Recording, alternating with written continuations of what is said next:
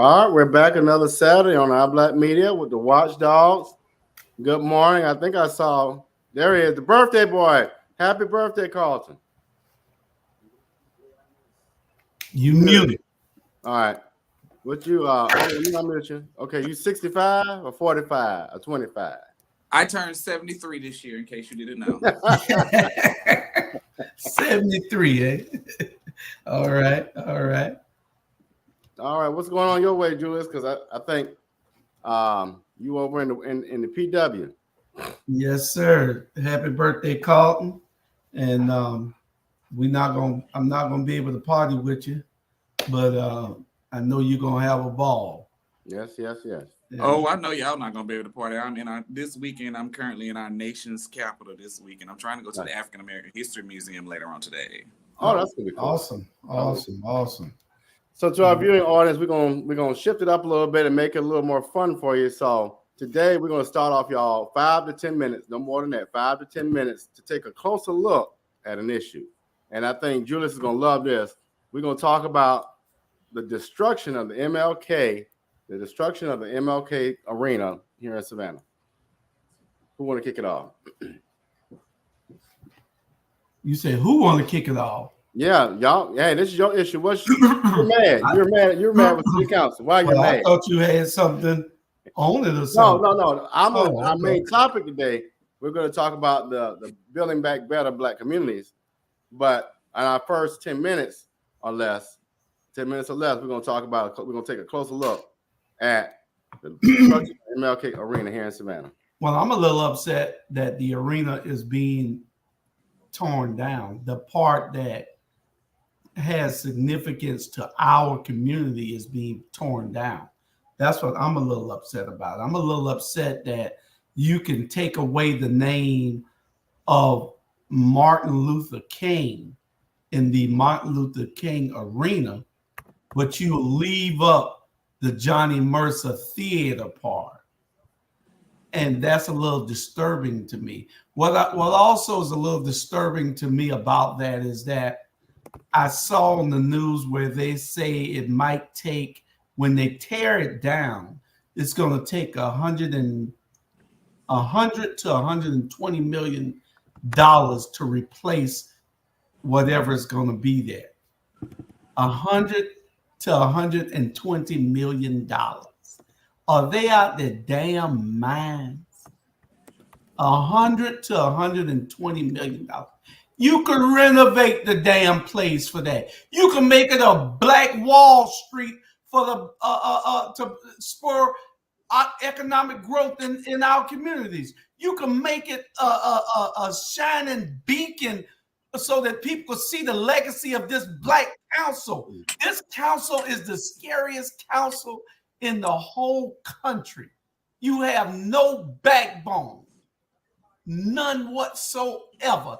They could have gotten there and said, you know what? Let's do something to leave a legacy of showing people that we were here, that we did something for our community. What they're trying to do is to be fair when fair isn't really the thing to do right now. What you want to do is level the playing field. That makes it fair. They're trying to be fair from an advantage point where we're still on the bottom. Level the playing field. Make it something. You don't have to. What's the big hurry in tearing down this damn place? Greg Parker. Brand new. Yeah. Greg Parker got Van on a leash, and y'all know it. Somebody got him on a leash. I ain't on his lap. Well, this is what happens when you allow people to get in the office who don't have the necessary sufficient funds to fund their lifestyle, the lifestyles that they want, and it can be evilly influenced by the almighty dollar.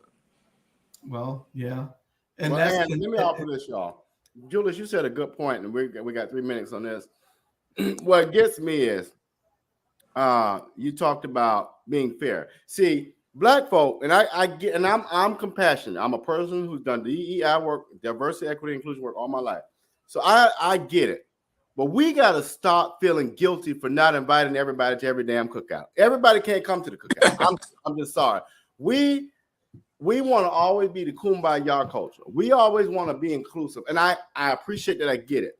But you got to realize we ain't always invited to the cookout. And we can't. Dr. Umar Johnson, whether you like him or not, talks a lot about that in what he's saying. We got to stop feeling guilty for protecting us and our culture.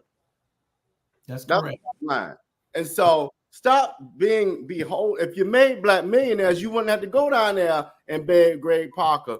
That's right. That's right. That's right. That's right. They are scared to lead. That is the problem with these people. They are scared to lead. What they're trying to do is be pleasing in the eyes of the establishment, and the establishment don't look like us. So you can figure that out. This is what they're trying to do. They're trying to be pleasing to these people because, especially with the mayor, I guess he wants to be.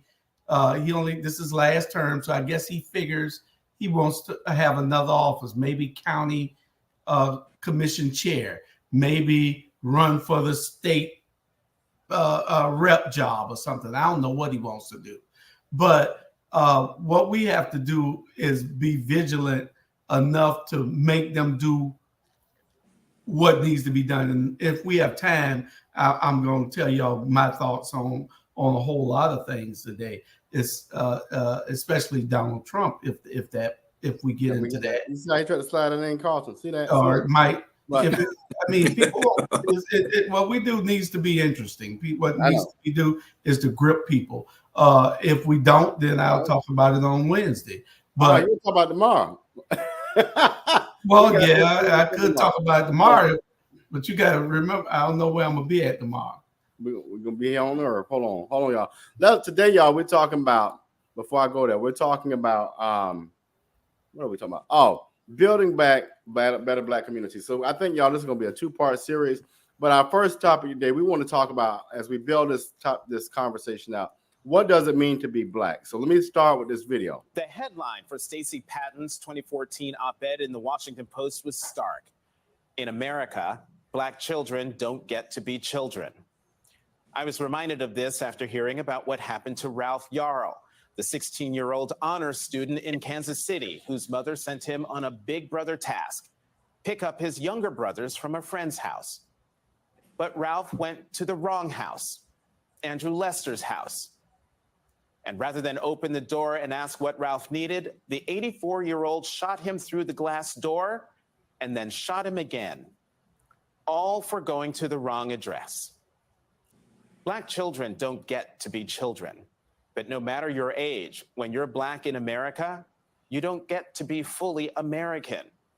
That freedom we're so fond of talking about as a nation comes with an asterisk when you're black.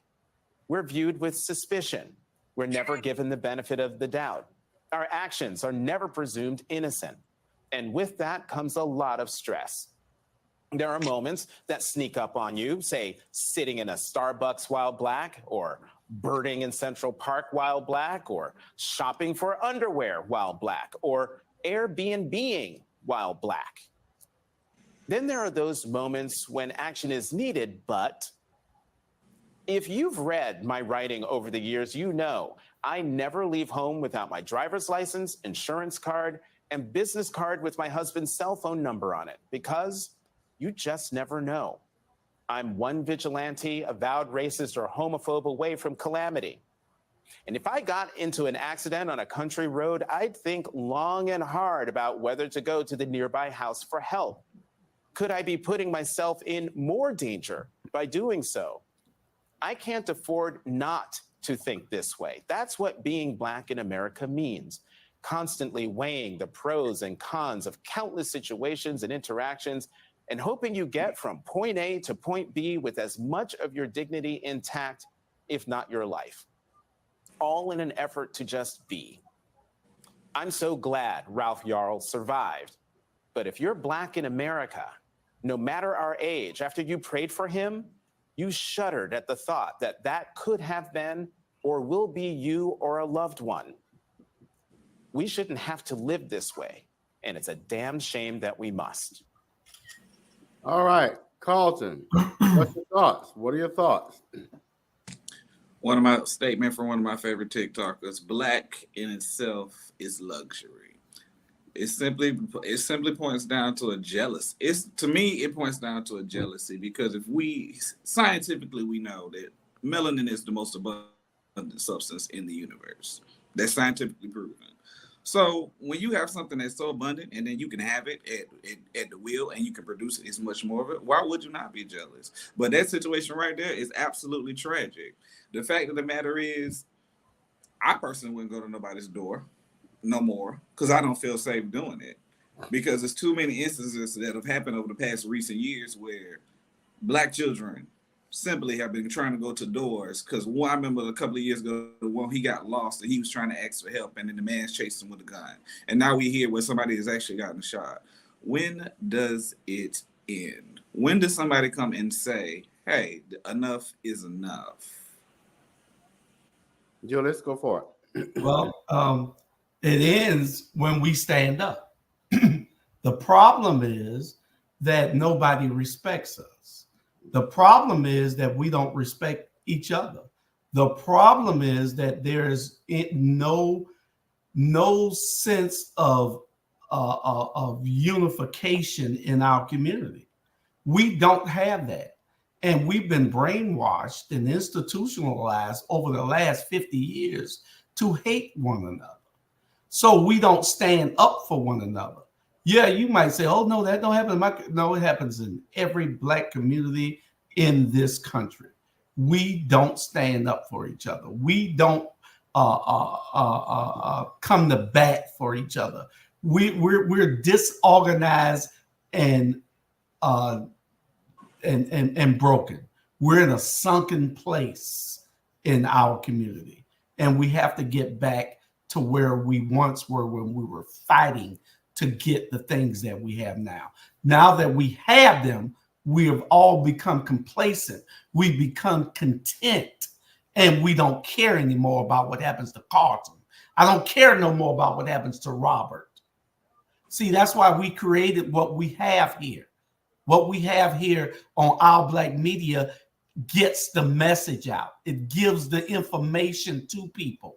And with all the shows that we do, 20 that we have now, another 4 or 5 that we're developing, we are spreading information so that somebody can't say, I didn't know.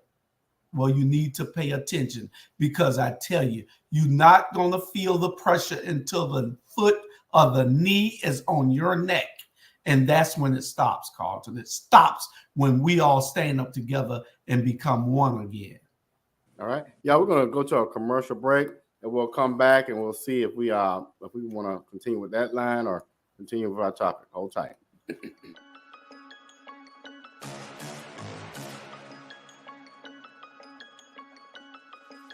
Hello, I'm Richard Coleman, and I'm running for the office of Sheriff of Chatham County. And when I'm elected, I promise to inspect what I expect.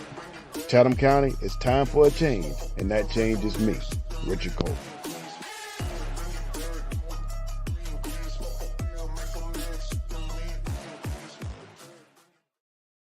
So I was going to keep going. Carlton, you better bring yourself back now. We're paying you good. I want to go back to something you said, Julius. I want to go to Ketanji Brown Jackson. I think people fail to realize that even in 2024, we are still celebrating the first African American or the first Black person to hold or get or achieve a certain office or accolade. That's disturbing. What gets me, and you're going to love where I'm about to go with this. This gives you a free ticket to talk about the election. It disturbs me how people can align behind Trump when he has never and will never consider a Black person for any office. He had a chance to do it and didn't do it. So you got Joe Biden sitting here, and you got people who are in our corner who don't look like us. So you got white folk using their privilege, and we turn against them. How stupid is that?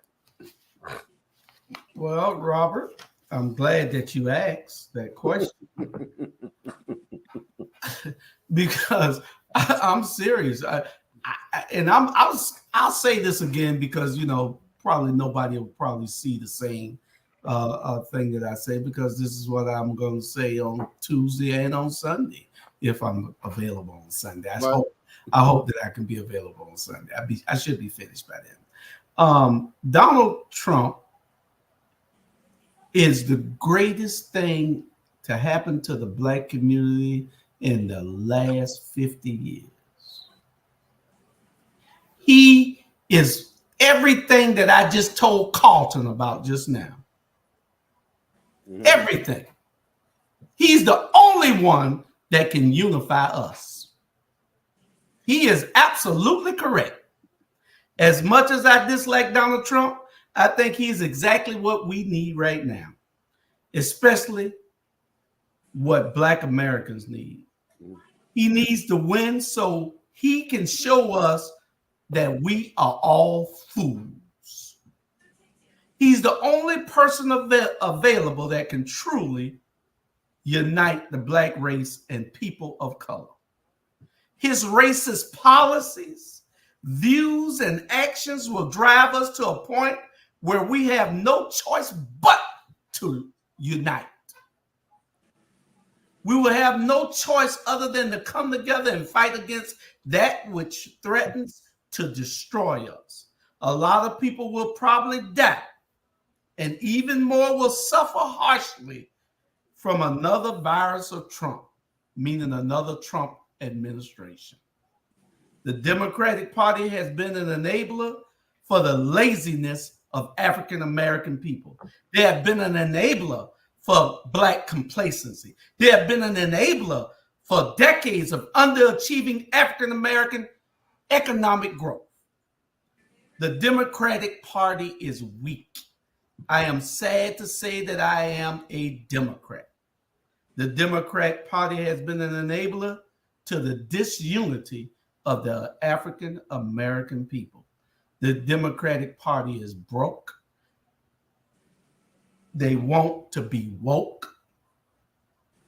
And they act like they just had a stroke after going to a party using coke. That's what they act like. They don't have an idea of how to unify us because they don't want us to take over. It is in our nature to lead, to take over, to do things correctly. And they know this. If they give us that opportunity, we will do that. But like I said, Donald Trump will put his foot on our neck because y'all see all those male Karens and the female Karens and all that that's happening out there. It's going to get worse. Then you'll say, oh, I wish I wouldn't have voted for Trump. I wish I would have got and took my whole family to the polls. We lost a race the other day by 9 votes. Every vote counts. All right. Well, y'all, really quick, let me turn the corner really quick to get our agenda moving forward. But how has class hurt our communities? And is economics presenting a divide? How has class? So what I mean by that is we have people who are, who think they've arrived, they're in the boule, and they've got these accolades, and they're surgeons, and they're this, and they're that, and they have 2 cars in the house and live in these nice neighborhoods. And you have those of us who are struggling just to make ends meet, single moms, maybe multiple children, families with low income who are just struggling to get by. How has class and economics created a divide in the Black community? Carlton, want to take that first? Well, it makes one thing. Well, it goes back to what you said earlier. It has created a point where we just don't care about each other anymore. And 50 years of programming ain't gonna be all done overnight. The deprogramming has to begin expeditiously. Mm-hmm. Because when it comes to class, like we all have friends on both sides of the spectrum where they are from, they moved up, or some of the ones that are still doing the same thing that they was doing 30 years ago. Mm-hmm. But when it comes to their class systems, it's very detrimental to the black establishment. Let me go a little further with it because Carlton, I think you're onto something now. Do you all think that civic organizations, churches, or community groups have changed, have helped to deepen that ditch? The Black church is the downfall of the Black community, and I stand on that 10 toes down. Mm-hmm. You are absolutely correct. Mm-hmm. Don't get me wrong. The Black church has failed us. The Black church has failed us. Listen to what I'm saying. Your pastor has failed us. Failed us. If they're not out in the streets advocating for everything that we need in our community, when all they think that they need to have is an ATM in the lobby, then they have failed us. If they're not out here trying to preserve our history, they have failed us. The black church is the laughing stock of the world. The American black church is the laughing stock of the world. It just takes us to open our eyes and understand that religion, is you have to believe that there is a God, or we wouldn't be able to do the things that we're doing. Right. But they use religion to control everything and to control us. Yeah. And Carlton, you are exactly right. The black church is a failure. They are the reason for our demise. And if we don't understand that and somehow get back into doing and loving each other and caring that we can build together, then we're going to be in the sunken pit for a while. In the classism, get on what you were saying, Robert. There's a lot of isms and classism and elitism, and they it's all part of how they control us, because we're natural born leaders. We go to the front. So they have to. It's all kind of things in the way of stopping us from truly uniting. Mm-hmm. They don't want us united because we become too powerful and overtake. Mm-hmm. Then the world changes for everybody else. So, it's not about revenge, but it's just about the true character and the true what's in our DNA. And it's not nothing racist. If you really just look at it. Science tells you this. Everything that you can look at tells you this. But they created the different classes so that you can feel divided.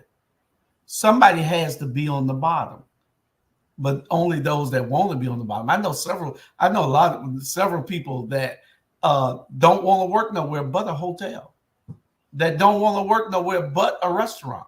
Mm-hmm. You know what I'm saying? So they're not trying to achieve. So those people will probably always be on the bottom.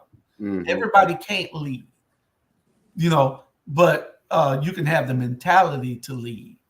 And so they create things, the projects. The projects was created to divide us. You can't have a man in it. So therefore now you got the woman with no man living with her kids in the projects. You can't go in the projects with a man. They'll tell you then you got to go get a house. So it's a lot. You just got to look at those things that were created to divide us. Yeah. As y'all were talking, and I just lost my thought, but it'll come back to me. All these organizations in our communities. What bothers me, even with NAACP, is how we got people who are in a coma. They are in a coma. And what I mean by that is go back to your mission statements, to our fraternities, our sororities, our churches. Churches, if you look at churches in the civil rights era and you compare them to churches now, you would be appalled. You have bishops people will make themselves a bishop, people will make themselves an apostle and this. And the only reason a lot of them are doing it is because of the financial benefit. Let's just be real about it. As I said a couple more weeks ago, the tape was off the mouth, so I'm going to say what I say.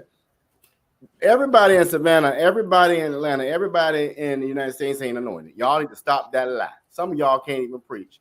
And what gets me in this city here, I rode around the west side one day. Y'all, we got churches that are next door to each other, black churches.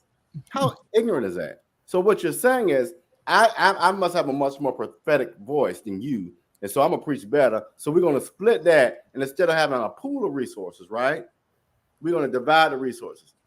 I don't care whether you like them, not, or whatever you feel about New Birth Missionary Baptist Church. Bishop Jamal Bryant is the example. Okay? That's an example of what we need to do. Pool the resources together. Everybody can't be the chief. Everybody can't be the chief. But we got to make an impact. And when y'all start splitting off like that, it looks silly.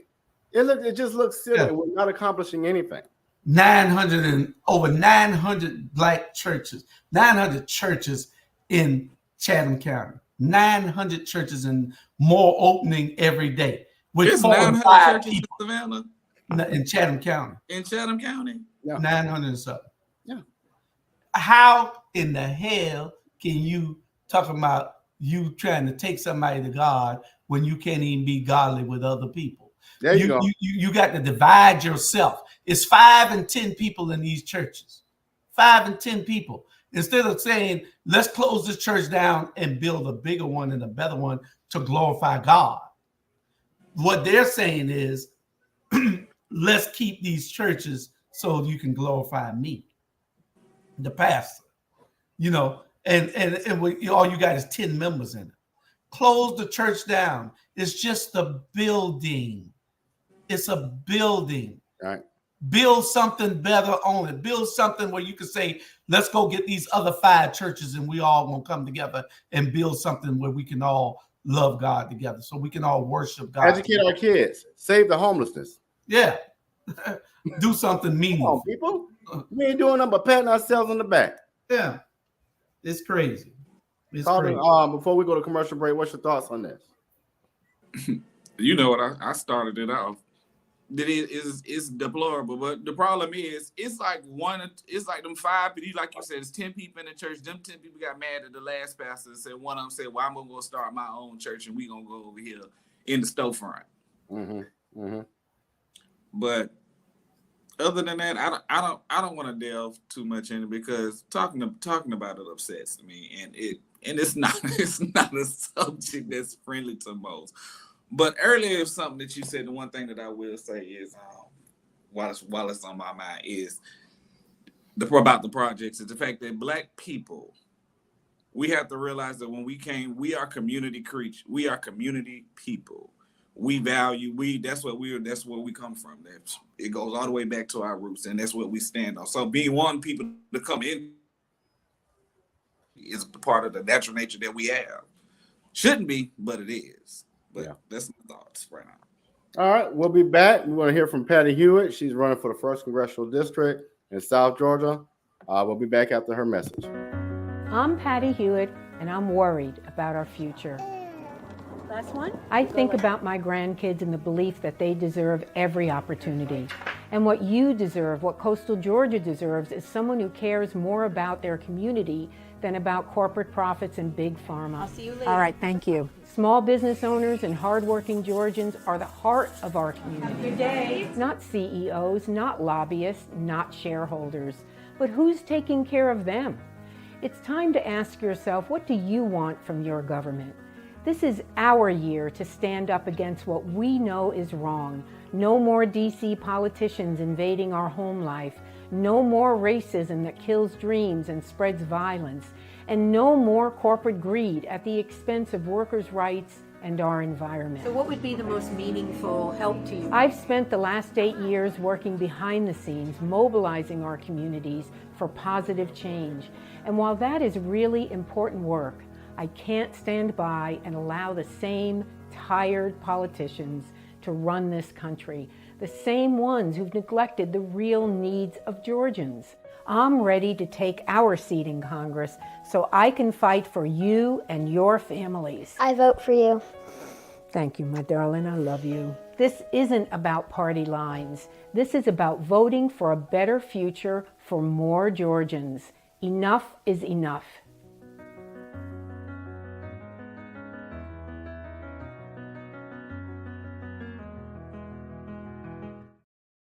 All right, we're back. You all, Patty made a good point in there, and she talked about small businesses. And one of the things I've seen in my community is we have a Black mayor. At least we think he's Black. I don't know. And we got his lapdogs, who are what I call his Black Buffalo Soldiers. And we got the 2 non-Negroes who are his lapdogs. And they are killing Black business. I'm going to say what I say. They're killing Black businesses. They don't. RG, leave Uncle Ruckus alone now. He is a disgrace. Send his ass back to New York. What are we going to do about that? Well, the only thing that we can do now is to keep educating the people.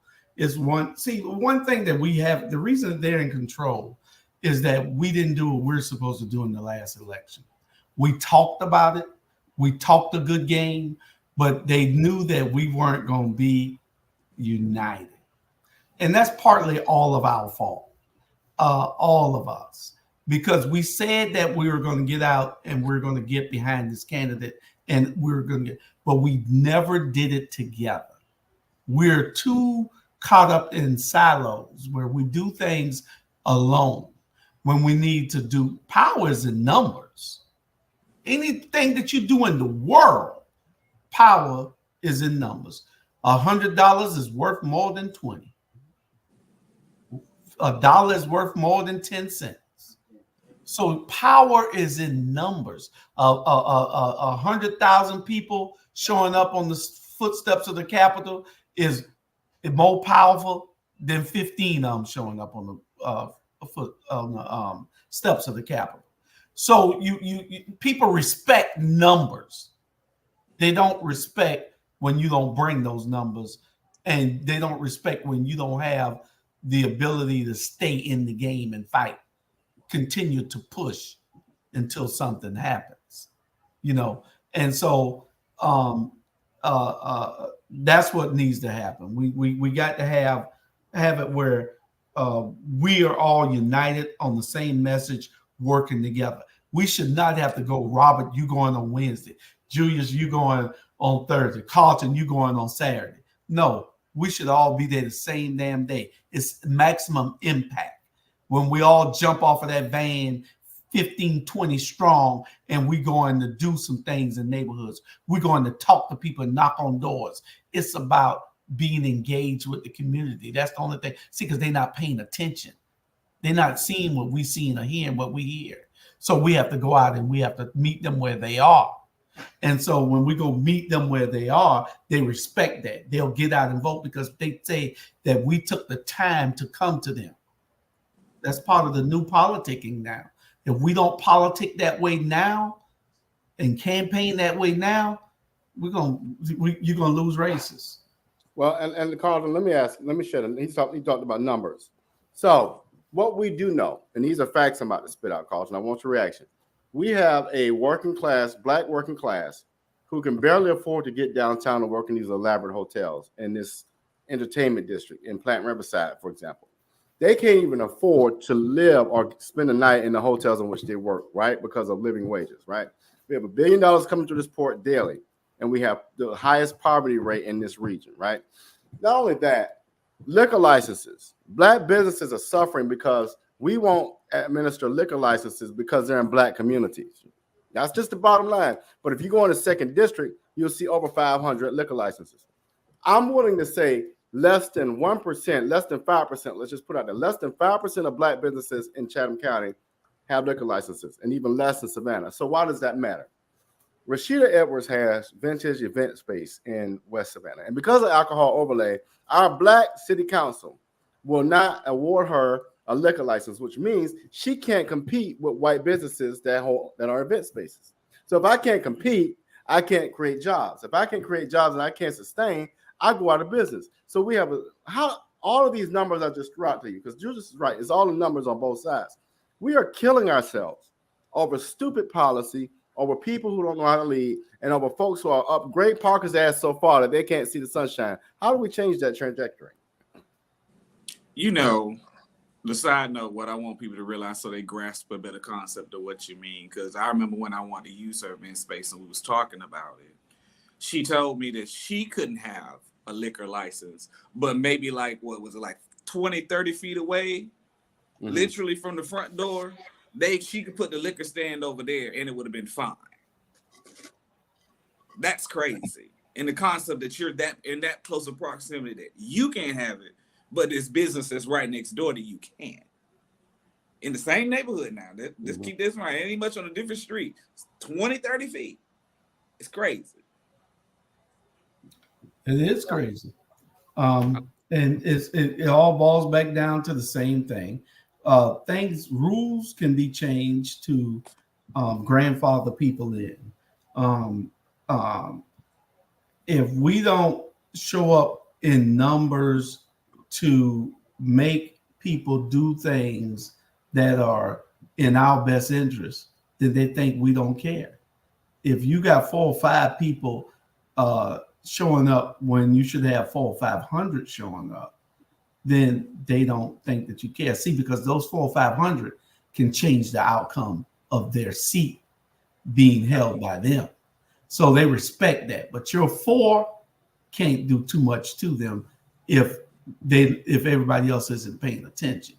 So that's the difference maker. We have to be able to understand, and the Democratic Party especially has to be able to understand how to make people galvanize and unify to change the outcome, to get the outcome that you desire.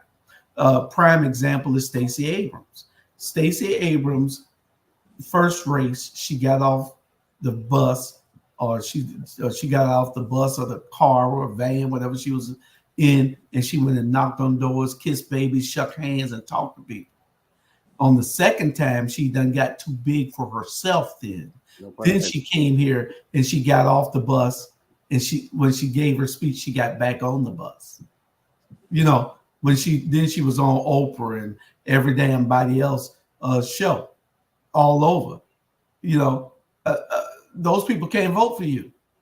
When you was doing that show, you should have been in a neighborhood in Georgia shaking hands, knocking on doors, kissing babies. You got the politics. It's about people understanding that you're not bigger than them. So you put yourself in a different class, then people just gonna forget about you. They don't feel like you can relate to them. So why should they vote for you?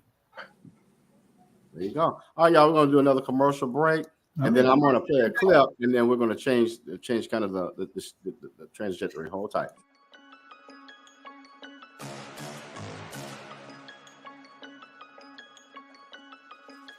Hello, I'm Richard Coleman, and I'm running for the office of Sheriff of Chatham County. And when I'm elected, I promise to inspect what I expect. Chatham County, it's time for a change, and that change is me, Richard Coleman.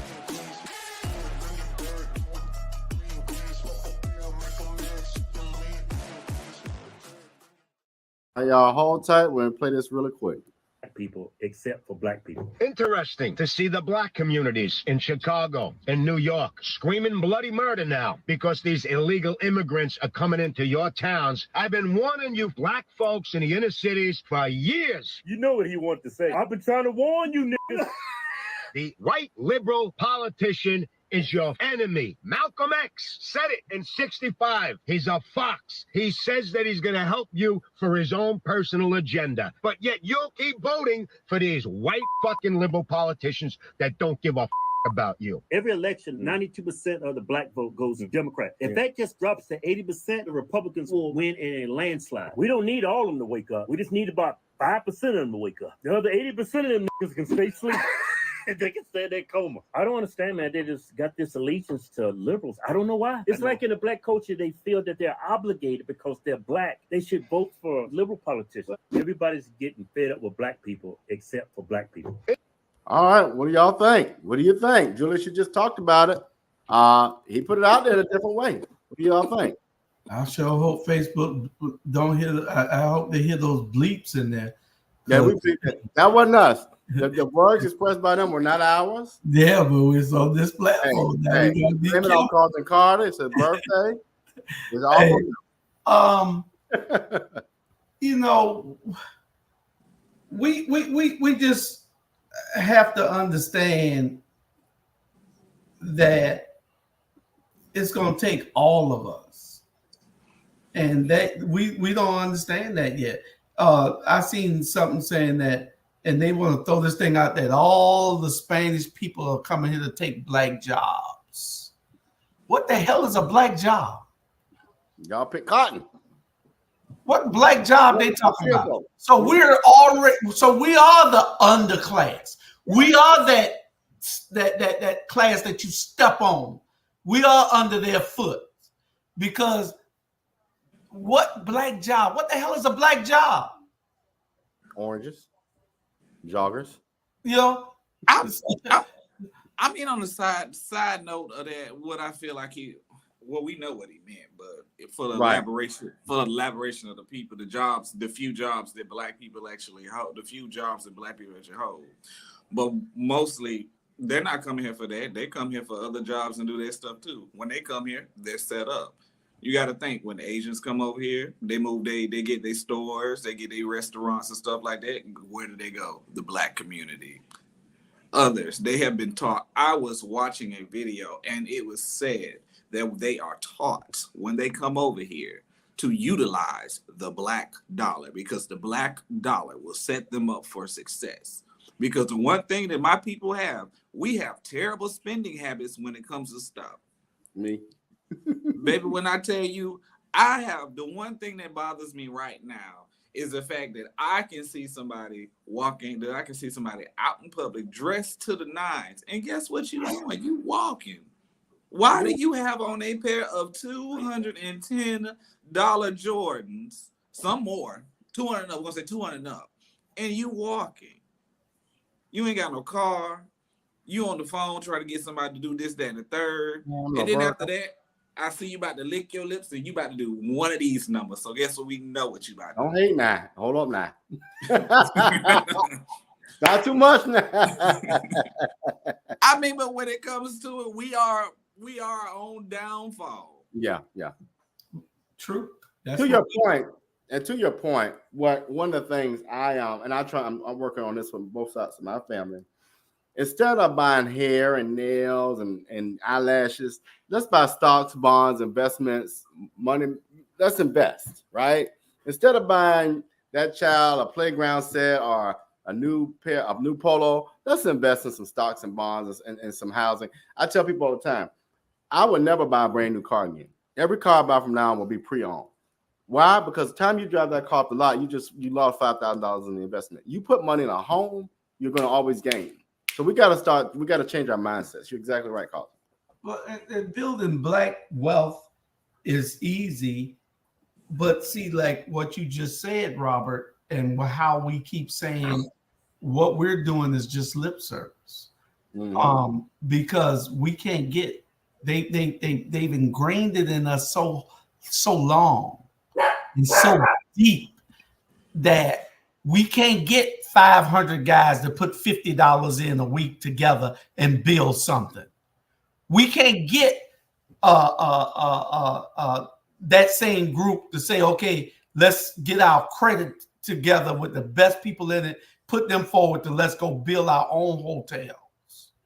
The Indians have a caste system also. But when they come over here, they are a unit together, Carlton, like you said. They are together. They get in a group and they have meetings. And here's the new guy that just came over from India. Each one of them people in that room might give him $1,000 or $10,000 to go start his business. That's what kind of fund that they have. They have a fund. We don't have nothing like that. Because, see, they've ingrained in us, they taught us to be selfish. We want it all for ourselves. We don't want to give you nothing. You and Robert can't have nothing. It's all for Julius. Crabs in the barrel. Yeah. So that's the mentality that we have. They don't. They're taking over. And if you know it, when Trump takes over, he'll probably try to kick them all out of the country. That's what Trump does. He'll probably try to kick them all out of the country because they're people of color too. Even though all right, because let's not forget when he got in the seat back in 2016 when he won the election, the first thing he did was instituted the Muslim ban and sent the people back to their home country expeditiously. Yeah. So you got to be able to watch that. We have to be able to say it starts with us. We have to be able to say that we got 50 guys that's going to put $100 in a month or $100 in a week, and we're going to say, okay, let's build something. We got to stop thinking that little bit of money that is going to change something in our life for the worse. It's going to change it for the better. We got to be able to take risks. Those $200 sneakers that person got on, but their light bill is probably due. That trip that they want to go on to see Beyonce and pay all that money to see Beyonce and fill these arenas up, and you don't have running water in your house. You know, your clothes piled up in the corner with dirty clothes instead of them being washed. You want to put on some brand new stuff. You know, we are doing all the wrong things to advance. But you know what? Somewhere somebody's saying, why they think they all that? We got to stop that bullshit too. Anybody thinking they all that? We are in this. That's I just told Mama, one of Mama's friends, people here. We are in this together, and when we realize that, right, then we get it. We start with a different mindset. Y'all said something a minute ago. I can't. Okay, I can't remember right now, but it'll come back to me. But we've got to definitely, what you said, change the mindset. Oh, here's a question. How is apathy? How is our apathy? Meaning, in the word apathy, y'all, let me tell you what it means in the dictionary, because I ain't the smartest bunch in the batch.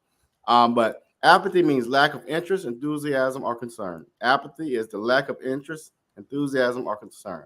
How is apathy helping us burn our culture to ashes? Well, we have apathy in our community because we have that sense of segregation. They integrated, then we segregated. We segregated ourselves from each other. And the apathy comes in when you see people that have gotten to a position who don't care about where they came from. They don't care about where they came from no more. It's no concern of theirs. It's where they're going now. They don't care about bringing you up with them. They don't care about leaving you back there, you know? And that's where the apathy comes in. You got voter apathy, and you got racial apathy among the races. Black people don't care about only what they're driving, only where they're living. You know, it ain't about, I want to go. I live in a fairly awesome neighborhood outside of Savannah, but I go back to Savannah so I can try to do things. The things that I try to do is change where I came from so that it can advance other people, so it can help other people. And we got to stop being selfish. When you get selfish, it's all about you. And, you know, nobody can say that about me. You try to put that on me.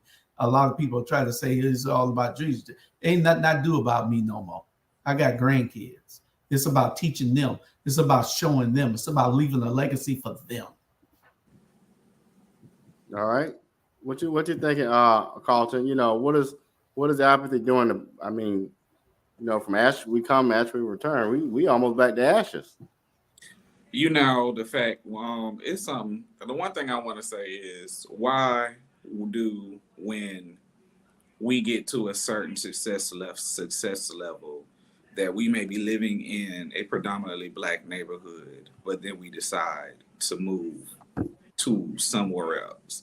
Is it because that we feel like we aren't safe amongst our own community because of the apathy? I guess we can say that. I guess we can use apathy in that way.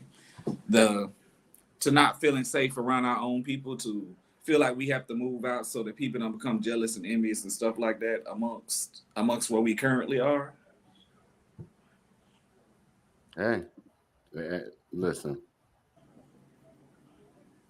It's a good point. It's a good point. So, y'all, we're gonna have probably a 3-part to this, but starting next week, we're going to talk about how do we support or resist people in our culture. I'm gonna tell you what prompted this. We're going to start on this piece and then we'll close out. Tyler Perry. I was watching a documentary on Tyler Perry and his success, and one of the things Tyler Perry said that was so painful to hear is not how the white community was against him and hurt his business, but how Black folk, his own people, were at his detriment and hated him and treated him like trash and all of that. But let me start with this. We're going to talk about how do we become our own worst enemy. So hold tight. I'm going to play this and get y'all's reactions, and we'll be out of here for the day. One point, Black culture created a community for us, right? Black culture was really big for us. It brought us together. It was a sense of unity to help us evolve, to help us get some of these things that we wanted so that we can have more rights, more freedom. I think over time now with our generation, the Black culture is starting to hold us back. And people might call me a coon because I said that, right? They're saying, oh, you're generalizing Black people. This isn't what we represent. No, I understand exactly what you want us to represent, what we used to represent, what we say we represent.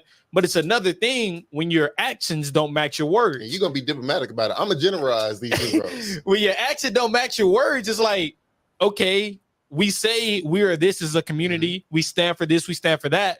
But then we out here killing each other. We out here pants hanging below our waist. We out here wearing these poo shiesty masks just because, even though it's 130 degrees outside.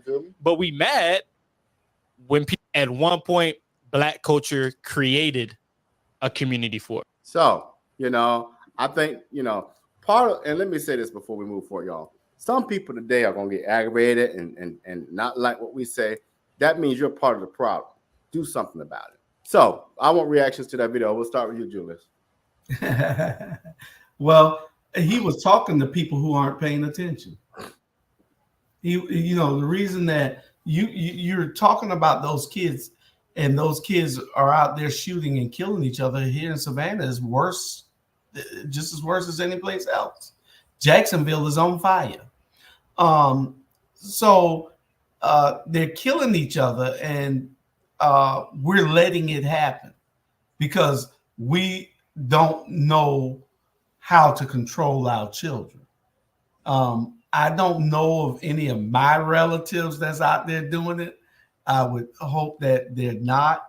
But we have to catch these kids when they're this little and try to make sure that we instill in them the values that will get them, keep them out of jail and keep them out of the grave.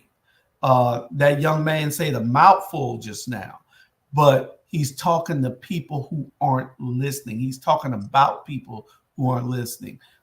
Those kids aren't listening to them. They're going to wear their pants down. They're not going to even tune into a show. Only show they won't listen to is NBA Youngboy and Young Jeezy and all the rest of them. You know what I'm saying? They don't want to hear what we have to say that for all the struggles, for all the people that have died, to get them just to have the opportunity to do the things that they do. So it's a whole change. This didn't happen overnight, but we're going to have to try to change it in a shorter period of time than which the change happened. Carlton, what's your take? In his video, I agree. He said Black culture used to evolve us, and now Black culture is hindering us. But the one thing I'll say is them wearing them poo shiesty masks and their pants below their waist, that's not Black culture. The one thing people have to realize is that we are glorious in all our magnitude, from the point in time when we rise to the point in time when we fall. Yeah. You know what's interesting to me, and I want to get the numbers on this. I meant to do it today. If we look at the economic power of the Black culture, and we look at the talent in the Black culture, and we look at the brilliance in the Black culture, we don't know if we did things right. We ain't got to go to nobody. We don't have to go to no more Viacom. We ain't got to go back to nobody to Sunbeam Bread. We ain't got to go to nobody Delta Airlines. We can build everything on our own. I'm not saying segregate, but Carlton, you and I have had this conversation, and we're going to end on this. You know, people will say this. Of course, segregation was bad for us, but integration was bad for us too. So I want you to expound on that. You know, one of the questions that I always ask Black people, or ask a lot of people to see what their mindset was, do you feel like if the schools wouldn't integrate, would we have been farther than what we were? Based off the fact that we were getting secondhand information, ratty books, stuff like that. But for the first part of the 20th century, we came up with the greatest innovations of our time. So when it comes to it, did we really need it? Because like I say, to this day, now that I've gotten older, I still feel like I would follow the suit. Back then, if I had to go back in time, I would follow Malcolm X over MLK. Julius, what's your thoughts? I concur with what Carlton said. I think if I had to go back y'all would be hearing about me right now. I'll probably be one of those martyrs also. I'll plan a repass. Yeah, we just got to get to the point where we are doing something to unite our people instead of dividing us. People wonder why we say the things we say, because there's nobody else saying it. Because there's nobody else doing what we're doing. We're the only people in this whole region of the state that's doing what we're doing. So we got to just keep striking the rock, and we can change things by striking the rock. All right. Well, I think next week we'll continue this conversation. I think this is the beginning of a good 2-part or 3-part series, but we've got to continue this conversation, because what we got to do is help people understand we have an election coming up, and I think this has got to be between now and November. Y'all better, as much as I question Biden, I also realize if we F this up, y'all think you lost abortion rights, y'all ass gonna be out there picking cotton. I'm not making that up. So, Julius, if you got to take us out, because I can't find the outro. What we got to do is worry about the Supreme Court rulings also. So they're going to be detrimental to what's happening in this country. So we'll see y'all next Saturday. Stay tuned. 6:00 for Pastor Smalls. 9:00 tonight, America After Dark. 9:00 tonight, America After Dark. 6:00 today, Pastor Smalls. We'll see y'all. And Sunday, 6:00. Political Spectrum. Political Spectrum is going to be hot. 6:00, right on this channel. Political Spectrum. Julius Hall might be a guest. Dante, you better come ready, boy. I'm just going to sit back. All right, y'all take care. I got it. I'll take us out.